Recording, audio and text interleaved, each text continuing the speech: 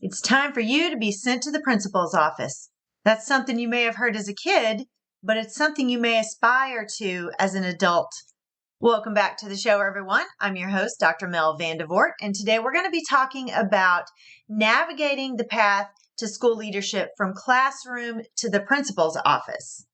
Last week, I talked about the why and the what when it comes to transitioning from teacher to principal, and today I'm going to talk about the how.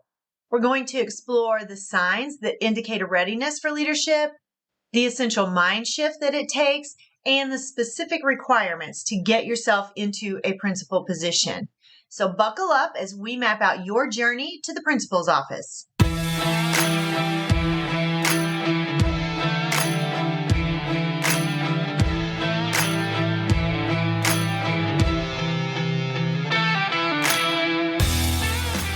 Hi, friend. Are you ready to move into a leadership position?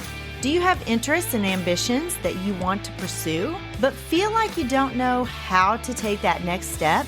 Maybe you want to start your own coaching or consulting agency. I'm Mel, and I help educators define their career path through correct mindset, knowing your options, and getting prepared for your career transition.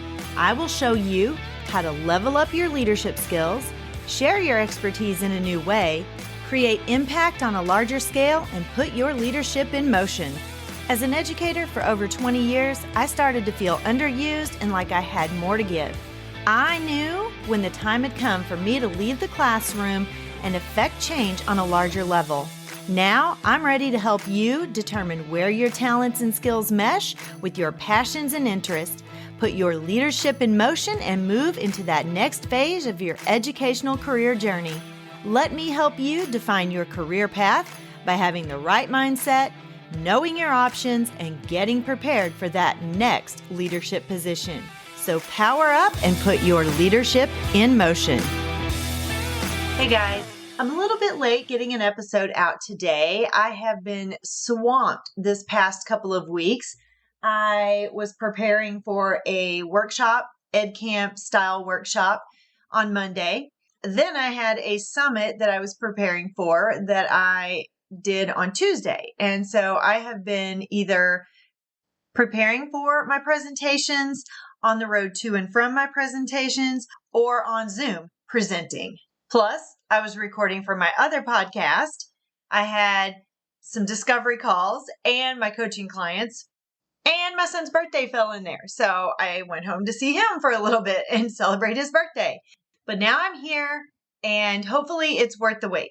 When I was ready to transition into the principal's office and make my little trek down to the principal's office myself, I had leadership mindset all over the place. I was very much in the frame of what do I need to do to make sure that I am ready to move into a leadership position, into the principal position. I wasn't necessarily unhappy being a teacher or being in the classroom. I just was ready to move into a different position. I just had this very strong desire to do something more. And I was very unhappy with the way that I saw professional development being handled. And I wanted to do something different and teach teachers in a different way and educate them to be much better teachers through professional learning. So funny story, I just realized my microphone was not plugged up. I have been so busy this morning trying to get everything done that I just started recording and didn't even pay attention. So you might notice a slight difference in the first 2 minutes of this episode, but I don't want to have to go back and re-record. So let's hope it's better from here on out. So as I was saying, I was really ready to do something more for the face of education. Plus, not only professional learning was a passion of mine, but I also had student leadership as a passion. I was so much all about junior beta club. That's what we had at the school where I taught. We didn't have National Honor Society, but junior beta club, since I was in the middle school, that was a passion, and I was so excited to do it and make sure that I had a hand in preparing some of our students for future leadership. But your passion, your purpose for wanting to move into a principal position may be something else. It might be your passion for mentoring or a desire for just a broader impact on legislation, policy. Or you may just simply like a challenge and you're ready to move into something a little more challenging. Whatever your reason, it is valid. And when you know, you know. When you know it's time to go, you know it's time to go. You might want to do a little bit of assessment about your leadership mindsets, be a little introspective and see if you have a leadership mindset. And if you are lacking in some areas, you might want to grow those skills before you move into any kind of leadership position, especially a principal position, because being a principal is not for the faint of heart. And if you don't have a leadership mindset, it's going to be a rough road. When you're in the classroom, sometimes you're very siloed in your thinking and you really only think about maybe just your own classroom or a couple of classrooms in the hallway where you are, or maybe your specific wing or building, whatever that is, it's not always big picture. But when you are thinking to move into a principal position, you have to think about all of the grade levels that are going to be in your charge. So you have to go from that individual thought to that collective impact thinking. Consider how the decisions you are making can contribute to the overall improvement and success of your school, not just your classroom, your grade level, or your wing or your building. Embrace a growth mindset. If you are stagnant in your thinking, it's going to be a hard job being a principal because you have to have a growth mindset. Things are changing often and quickly, and you have to look at challenges as growth opportunities.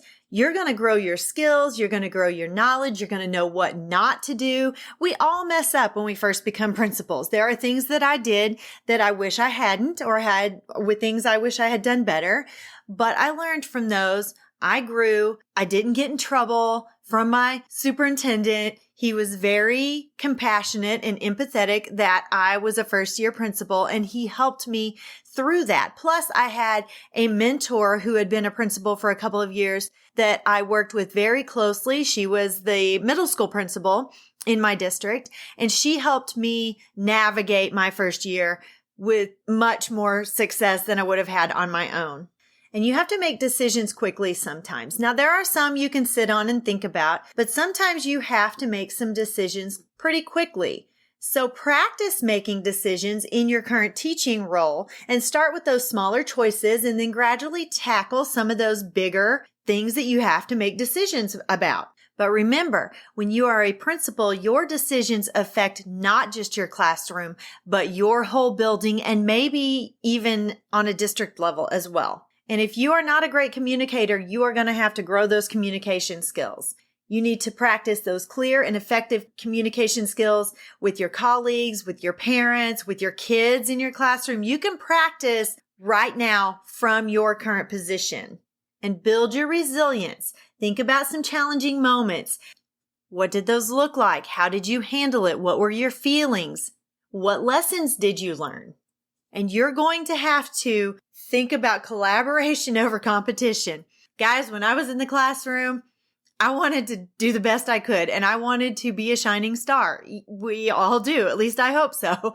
And I was a little competitive, and I didn't always want to share my trade secrets because I didn't want somebody else being better than me, which was not correct thinking. We are all here to make sure every student is successful in their educational journey, and we need to share the good things we're doing so others can do them too. And you need to learn from others as well. Nobody knows everything there is, and you can continue to grow no matter what position you are in or how long you've been in that position. When I was ready to move into a principal position, I was confident, but I was also a little scared. You can have confidence, but still be scared.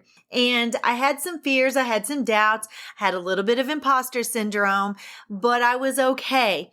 Nobody expects you to be perfect your first year as a principal. And everyone knows that you are going to learn and you're going to grow as you become more seasoned. You did not know everything about being a teacher when you first stepped into the classroom, but you learned quickly. And that's what will happen as a principal too. When you're ready to take that step into being a principal, you're going to have to be prepared. Start growing those skills. And the way to do that is to start seeking out some leadership opportunities. Think about the areas in your building or your district where you can volunteer and grow those skills. Are there committees that you can join? Are there initiatives that you can head up? Find someone who has not been in the building as long as you and be their mentor. Even if they have a mentor, maybe it's your co-teacher that's new to the district or to teaching completely. Be their mentor. Help them navigate their first year. Seek out professional learning opportunities. Go to some different professional development opportunities. They usually have an aspiring leader program that you can be part of. I went to an aspiring leader program here in Missouri. It was great. I learned some things and it helped me navigate that transition and grow those skills. Build a very strong professional network. The more people you know, the better off you will be when you start looking for a principal position. Not only will it help you grow your skills and your leadership prowess, but it could ultimately help you find positions that are open. If people know you personally, it could be a good thing in helping you get an interview. When you're attending conferences or workshops, network with people. Don't just sit in the corner and listen and take in everything and then leave. Get to know people while you're there. More than likely, there are going to be some educational leaders that you can talk with. Join some online communities. Network with people on Twitter. LinkedIn is a great place to connect with people. There are some amazing Facebook principal groups that you can join and learn. You don't have to even say anything while you're in there. You can just sit. You can be a lurker and you can listen. You can hear what they're saying. They ask questions. Others give answers. It's a great learning opportunity.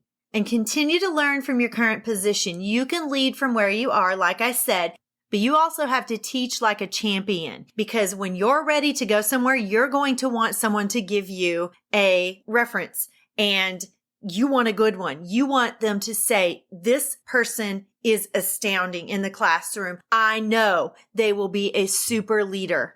And as for certification, you're going to have to check with your specific state's education department and see exactly what the requirements are. You're going to need a principal certification. So you're going to have to find a master program in educational administration or maybe educational leadership, depending on what college. It might be called something different. And once you have your degree, you're going to have to take your certification test and pass that, or at least be in the process when you start applying. And when it is time for you to take that leap and start applying to all of those wonderful principal positions, you're going to need a well-crafted, compelling resume and cover letter. All of those skills that you've been building all of this time as you were being a teacher leader in the classroom, you can add those to your resume and your cover letter now. And you'll have to think about the language around what goes into your resume. Make sure that you are not talking teacher now, that you're talking leader. But those skills are transferable. It can be the same skill, but it can be transferred and called something different on your resume for leadership.